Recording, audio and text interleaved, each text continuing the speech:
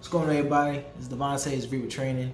You guys are now tuned into the Visual Reaper Motivation Podcast. I'm not going to actually record this on my mic like I did the last one or most of them. This one's going to be solely for YouTube because I want you guys to see my face when I give y'all this positivity, because I got to give y'all the goods today, man. Because as y'all saw from the thumbnail, today is all about you being the prize, right? And this can go for men, women, or whoever the case may be. Whoever's watching this right now, I want you to understand that you are the prize. And this is a slogan that me and my boy Mike came up with. Well, predominantly him. Just us seeing ourselves as the prize.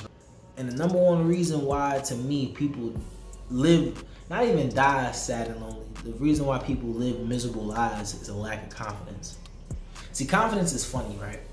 And I've realized something. A lot of my shyness, a lot of my anxiety all came from a lack of confidence, right? And you have a lack of confidence because of a bunch of things. It could be, you not being good with women, or you just not being good at sports, or you being small or short, or whatever the case may be. Basically really delving into like insecurities.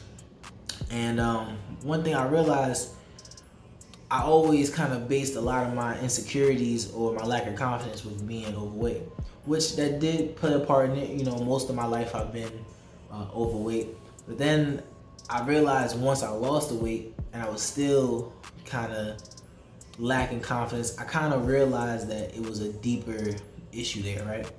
It is something that a lot of us don't really sit back and think, why are we so anxious? Why are we so just not unsure of ourselves? Uncomfortable in our own skin. That's a big one for me. Just not feeling comfortable, walking around in the skin I'm in. Not anymore, but how I used to be. And what I came to realize was that confidence really derives from your experiences of failure. That sounds weird, but it's something that happens, I feel like, as human beings, right? You guys watch Dragon Ball Z. If a Saiyan dies or gets beat close to death, he comes back stronger, right?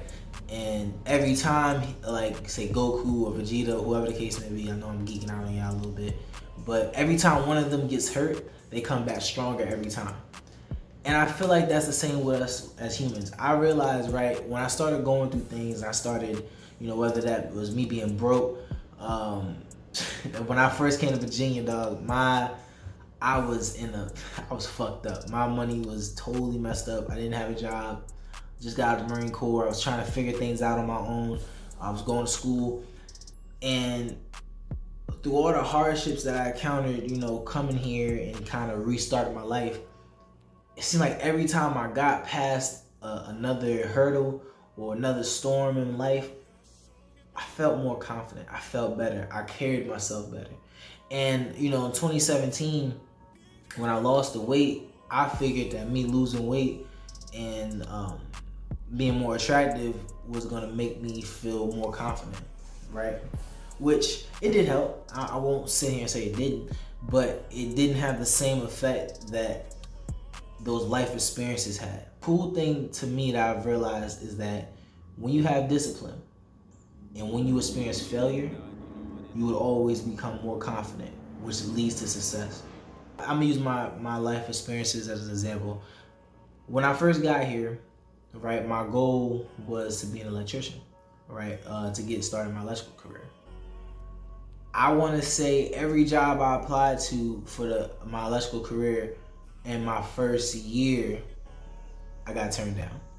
At least 4 to 5 different jobs turned me down, right? Fast forward, me going to school, right?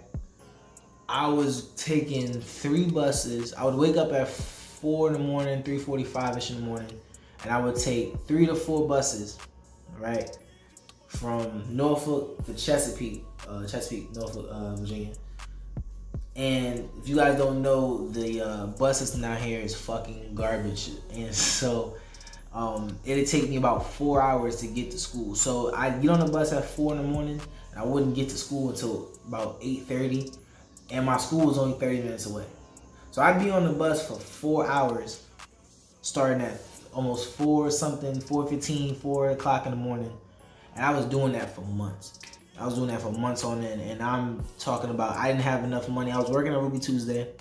I didn't have enough money to pay for my lifts. I had to use my credit card to pay for my lifts to and from school, because after my last class at TCC, which was the community college I went to, there were no more buses. And then to make it worse, I didn't have a car. I had never driven before. But to make it worse is that the lift from my school to where I was living at the time, my grandmother, was like $17 a piece, and I was only making $9 an hour at Ruby Tuesday. So, having experienced all those things, just now getting to Virginia. Now you gotta think, right? When you move from your hometown or from away from your family and stuff like that, you're basically restarting over. Now imagine if you restarted over, and that first month or first year was a total catastrophe, right? You would feel like you made a terrible decision. It'll destroy your confidence if you don't come into it with the mindset that it's gonna get better. And with the exception of a couple things, that entire first 6 months were a fucking train wreck. I did terrible. And this is what I noticed was every other bad situation I had in the future, I felt better about. Because I knew that this storm passed, so I know I can get through these other ones. There's a saying that my drill instructor told us a long time ago. It was my senior drill instructor. And it was, and to this day, I still say it. He told us this like my first week of boot camp in 2016, like 5 years ago. And to this day, I still think about this quote at least once or twice a month. And he said that the day has to end. The day's got to end. No matter how bad, no matter how rough, no matter how bad things goes, it has to end. The day has to be over. And I remember that, and it sticks with me all the time, because I realized that the days, not only do they end, they make you stronger. And that's where that confidence is coming from, right? And and that comes for everything. Like if you look at like the dating game, right? You may get rejected 1,000,000 times, but all it takes is for you to hit 1-9, and all of a sudden you feel like, I did it once, I can do it again, right? Even though all those rejections happen, that one triumph after all that losing makes you have that confidence. Well, I can do it again. You'll never have that lack of confidence when it comes to dating again once you pull your baddest girl. You see what I'm saying? And that's just, you could put that to anything. You can put that into sports. You can put that into education. Once you pass that class that was fucking you up, you had a F or a D- all the way through, and you somehow pulled through in that last test and got a C. After that, what can really hurt you? It's just nothing but growth from that point forward. A lot of our confidence derives solely from the opposite sex. So if you think about it, right, and speak from a man's perspective, I can go either side, right? But if you really think about it, we could say, like for example, I love going to the gym. I train 6 to 8 times a week, right? I only train 5 days out the week, but I do doubles and things like that. So 6 to 8 times a week, I train, right? I do it for me. I do enjoy working out. I do enjoy looking good. But I would be lying out my ass if I said that it's not for women also. I'd also, a lot of times as a man, like I realize, I have friends, but part of the reason why I don't like having a lot of male friends is because motherfuckers are real jealous, right? Dudes are real jealous. And when you see the most jealousy out of other men is when you have assets. When you're considered a pretty boy, or when you have a good physique. Why? Because these things attract women, right? You're never gonna notice it, like when they say they want to see you doing good but not better, because as long as you are the same level of attractive rise, right? Your same level of looks, your same level of money, status, and everything like that, you're not a threat. He can get just as many, or if not more, females than you can. But as soon as you have that like step up in the game, you become a manager, you become a millionaire or whatever the case may be, all of a sudden they start feeling funny towards you, right? Now, not everybody, if you're a competitive individual, but a positively competitive individual, you're gonna take that as a friendly challenge. Like, damn, bro's getting in shape, he's getting his ass back. I need to get my ass back. Right? You're looking at that as positively instead of who this motherfucker think he is. He think he getting all sexy and shit. Who the fuck he think he is? Rico Suave? That's the difference. There's those subtle differences, right?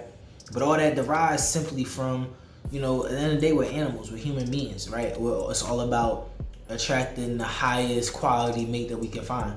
These women that go and get all these surgeries and liposuctions and stuff like that. Now look, again, same as the gym, right? We could say that for us, and it may very well be, right? You may not have the most confidence in your body or insecurities, but you're not getting that for just you.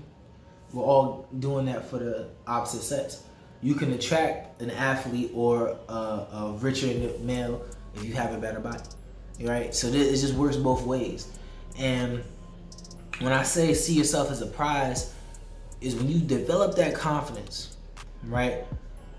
And you embrace that competitive mindset, all of a sudden when you're going into a relationship, you're no longer looking at things from a standpoint of, I just want somebody to love me, right? I just need companionship. I'm tired of being lonely. You're happy coming into a relationship. Both of those things, mastering insecurities, mastering confidence, that to me is the true key to happiness. And if you will never have a successful relationship unless you're happy by yourself, right? Unless you inside your heart and soul truly feel like you're a happy individual, like you're a happy person, you're never gonna have a successful relationship, because you're always gonna be trying to either take from someone else or force them to give you something that you can't even figure out why you don't have it yourself, right? Trying to squeeze happiness out of somebody. Will Smith did a dope a video on it in his yard when he was talking about, your happiness is no one's responsibility but your own. And that's 100% real, right? And that happiness directly correlates into your confidence. I gotta tell you, ever since I've become a more confident person, the reason why I'm single now is because my life to me is very, very peaceful. Like, go through the same stress as most people. We all go through things from time to time.